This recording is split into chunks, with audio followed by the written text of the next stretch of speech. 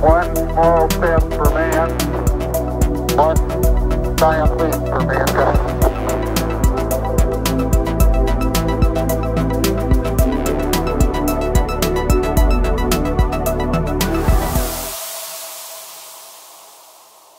Como todos sabemos, estamos vivendo agora um momento de pandemia de Covid-19, que é algo muito novo, pois já não há mais memória viva desse tipo de fenômeno nas gerações atuais, apesar de a gente já ter vivido algumas epidemias desde os anos 2000, como por exemplo a gripe aviária, a gripe suína, na Ásia, como no Brasil, a epidemia de Zika.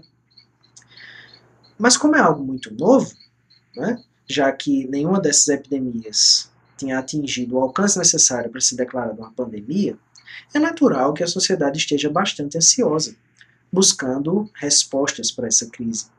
E com isso as pessoas vão tentar se informar com médicos, farmacêuticos, biólogos, tentando entender quais são as melhores maneiras de se prevenir, quais podem ser curas ou vacinas, e mesmo também o impacto dessa crise.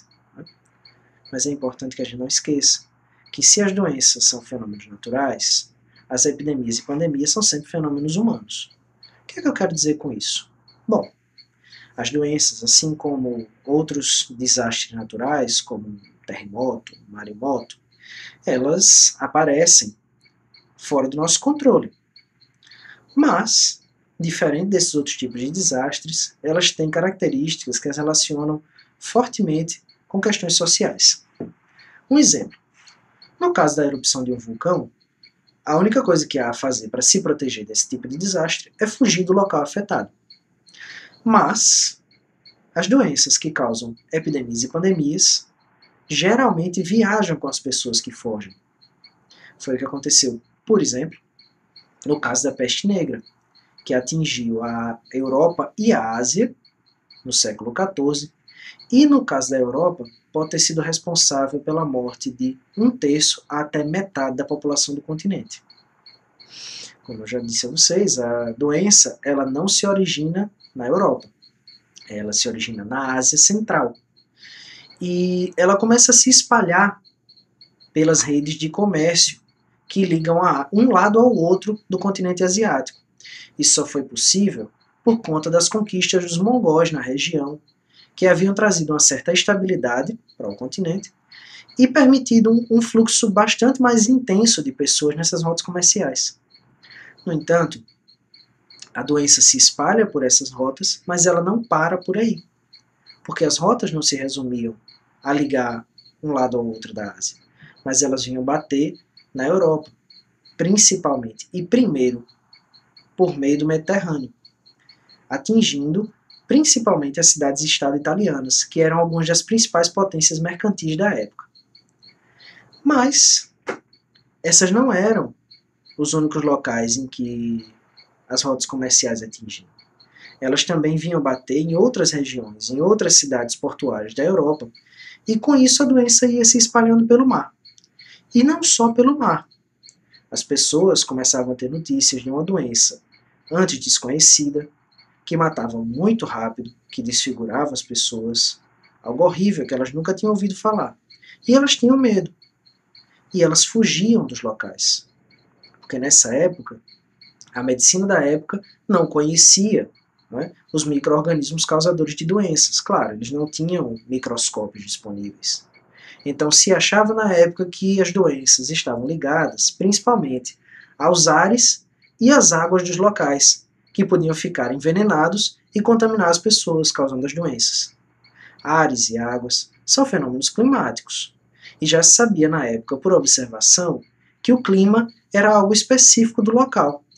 Então o que as pessoas faziam, como no caso de outras crises naturais, elas fugiam do lugar.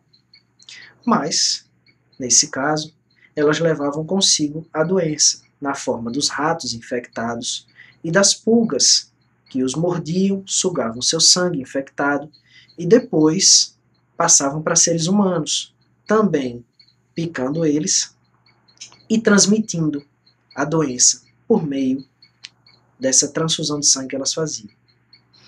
Nisso, acaba que a peste negra atinge a Europa inteira e em menos de 4 anos provoca a mortandade enorme que causou. Então por aí nós vemos, né, um mundo conectado, seja pelas rotas marítimas, seja pelas rotas terrestres, é uma das condições mais propícias para o surgimento de epidemias e pandemias.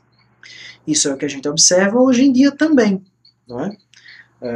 Uma das principais motivos para a Covid-19 ter se estabelecido tão rapidamente como pandemia é justamente o fato de que vivemos em um mundo hiperconectado. Por exemplo, hoje em dia, uma pessoa poderia pegar um avião aqui no Brasil e em menos de 24 horas estar na China, do outro lado do mundo. Esse avião poderia fazer uma rota que passasse pelos principais aeroportos do mundo, né, saindo do Brasil, passando por Portugal, França, Itália, Turquia, Índia, e aí depois chegando no seu destino na China, pegando e deixando pessoas em todos esses pontos. Isso é uma vantagem absurda para uma doença que já se espalha muito rapidamente e facilmente entre as pessoas. E assim é que a gente percebe, né, uma condição social, movimentos migratórios, que são essenciais para o surgimento de uma pandemia, de uma epidemia, né, mostrando que o caráter natural da doença se associa a fenômenos sociais para a produção de uma crise como a que a gente vive hoje, como a que se viveu na Europa no século XIV. Mas é claro que essa não é uma experiência inédita e nem rara na história humana. Né? Não houve somente a epidemia de Covid-19 e a de peste negra. Há várias outras epidemias na história humana. Um exemplo que pode nos mostrar também a importância de estudar a história das epidemias é a pandemia de gripe que se abateu sobre o mundo entre 1918 e 1920. É a chamada gripe espanhola. Não custa repetir, embora vocês possam saber, né, que essa gripe não se origina na Espanha, mas sim nos Estados Unidos ou talvez na Inglaterra, que, no entanto, não divulgaram o surgimento da doença porque estavam envolvidos na Primeira Guerra Mundial. Então, para evitar que os soldados perdessem a coragem e a vontade de lutar, eles evitaram o espalhamento da informação sobre a mortandade que a doença estava causando. Sim, eles empregaram a censura para evitar que se soubesse a realidade da doença. A Espanha, por outro lado, que não estava envolvida no conflito, pôde noticiar quando a doença chegou no país e começou a causar suas mortes. E por isso, acabou que a doença ficou conhecida como gripe espanhola. Isso nos mostra o quê? Um outro lado, né, da questão humana que se relaciona às epidemias e pandemias. A questão de que muitas vezes essas doenças envolvem disputas políticas, envolvem projetos governamentais, né, envolvem controle de informação.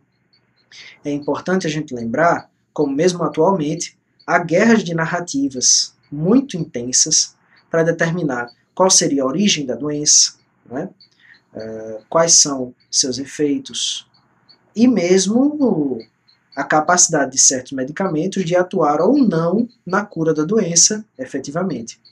É importante a gente lembrar também, esse caso da gripe espanhola mostra como é essencial que as nossas decisões e que a nossa tomada de informações seja feita sempre por fontes confiáveis e que sejam baseadas em evidências, né, para que evitemos a manipulação, para que evitemos o controle da informação. É importante sempre que a gente tenha a responsabilidade de checar a fonte das nossas informações e buscar sempre a informação mais confiável possível, né? Mas esse não é o único exemplo útil para a nossa conversa que a pandemia da gripe espanhola pode nos dar. Ela também nos traz alguns outros paralelos interessantes com a nossa situação atual, como, por exemplo, o fato de que houve muita contestação às medidas de prevenção que houve naquela época. Muito similar ao que a gente vê hoje. Assim como hoje a gente vê bastante negacionismo, não é?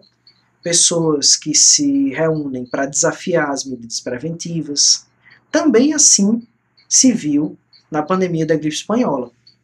Naquela época em que se espalhava essa gripe com a letalidade altíssima, havia, por exemplo, quem se organizasse para protestar contra medidas de isolamento social. Não é? Naquela época já havia se desenvolvido, ou seja, 100 anos atrás, já havia se desenvolvido uma medicina muito próxima da atual e que já se sabia da necessidade da manutenção de quarentenas, de isolamento, para que uma doença respiratória não passasse e atingisse a população como um todo.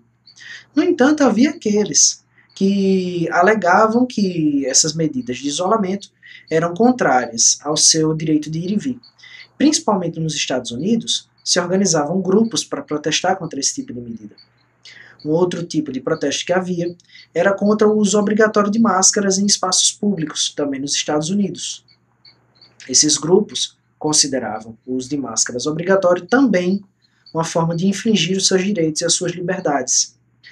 E acabaram que protestaram de uma maneira tão intensa que em vários locais foram levantados, foram retiradas, né, as medidas que obrigavam o uso de máscaras em público.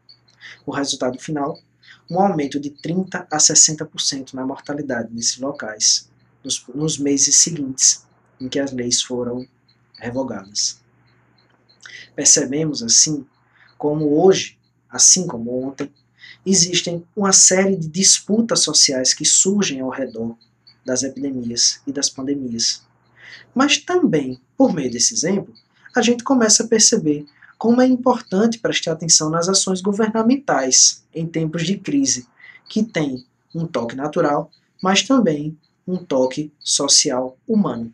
O que é que eu quero dizer com isso? Bom, os governos são os responsáveis por determinar quais medidas as sociedades vão seguir, né, legalmente e juridicamente, para a prevenção das doenças. Assim como nos Estados Unidos se decretou isolamento social e uso obrigatório de máscaras, e depois se revogou, bem, no resto do mundo, quando há situações de pandemia, é responsabilidade dos governos organizar quais vão ser as respostas coletivas em seus espaços específicos. Esses governos são responsáveis pelo que ocorre em cada local. Então é importante que nós, como sociedade, prestemos atenção para a cobrança que nós faremos da administração pública.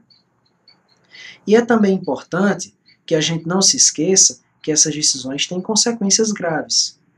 Nos Estados Unidos, na época entre 1918 e 1920, em vários locais foi atendida a demanda de grupos que protestavam contra as medidas preventivas. As consequências foram o aumento das mortes. Estamos vivendo hoje também esses momentos de disputa. E é importante que a gente não se esqueça como a atuação de cada um nesse momento é essencial. Tanto no caso das medidas individuais, como também na cobrança de que os governos tomem as medidas devidas para proteger a sociedade, para agir, para evitar as maiores consequências, as consequências mais graves de uma crise. Não é? Até porque muito há de preocupação também com o lado do impacto econômico que uma pandemia pode ter. Também a gripe espanhola mostra como alguns exemplos podem servir para orientar as atuações atuais, tanto da sociedade quanto individuais. Um exemplo. Em alguns locais, como eu falei, foram decretadas a revogação do isolamento social. Em outros, foi mantido o isolamento. Nos anos seguintes ao fim da pandemia, em 1921 adiante, se pôde perceber que os locais que mantiveram o isolamento e foram saindo de maneira lenta e segura tiveram uma recuperação econômica muito mais rápida do que os locais que revogaram o isolamento de repente. Por quê? Porque com a revogação do isolamento, houve mais de uma onda da gripe espanhola. Houve 3 ondas no total. Só que qual é a questão? Depois da primeira onda, nos locais em que se revogou o isolamento, eles não estavam preparados para a segunda e para a terceira ondas. As pessoas foram atingidas maciçamente. E as pessoas doentes não podem trabalhar. Né? Elas precisam de cuidado médico, elas precisam de assistência e precisam de descanso. O resultado final é que uma quantidade muito maior de pessoas infectadas é uma quantidade muito menor de pessoas que estão disponíveis para atuar economicamente, para manter a engrenagem econômica funcionando depois do fim da pandemia. Os locais que foram mais cautelosos mantiveram as medidas de isolamento social e foram relaxando gradativamente depois que já se compreendia que a doença teria mais de uma onda, conseguiram preservar uma boa parte da sua população para que, nos momentos em que fosse seguro retomar as atividades, isso pudesse ser feito da maneira mais eficiente possível. E assim a gente vê, não é? E podemos responder, a partir desses e de tantos outros exemplos que há, a pergunta principal desse vídeo. O que é que há de útil, o que é que há de atual para aprender com epidemias que ocorreram há tanto tempo, em momentos em que a medicina era tão diferente da nossa, e que os modos de vida eram tão diferentes dos nossos? Bom, a gente já viu aqui vários exemplos que nos mostram como, apesar de cada experiência ter a sua especificidade, apesar de cada contexto, tanto temporal quanto social, ter as suas circunstâncias próprias, a gente consegue traçar paralelos importantes que permitem que a gente aprenda algumas coisas no momento atual. E aí vale a pena a gente lembrar, do mesmo modo que a medicina, a farmácia, a química, a biologia, a cada doença nova que aparece, não começam a estudar do zero, não é? Afinal, eles adaptam as técnicas que há e que já existem à situação atual. Do mesmo modo, no campo social isso é necessário. E não somente, é claro, na história das epidemias, também é importante a gente lembrar disso para o caso da economia, para a sociologia, não é? Para o jornalismo, para que a gente saiba sempre aprender com os exemplos do passado, tomar os dados que são relevantes e que são interessantes e que dizem algo sobre o presente. Porque, afinal de contas, essa é a missão da história, não é? Olhar para o passado para tentar também se comunicar de alguma maneira com o presente e entender o que é importante para o presente. E bem, eu agradeço pela sua atenção até aqui, continue acompanhando o canal. Muito obrigado.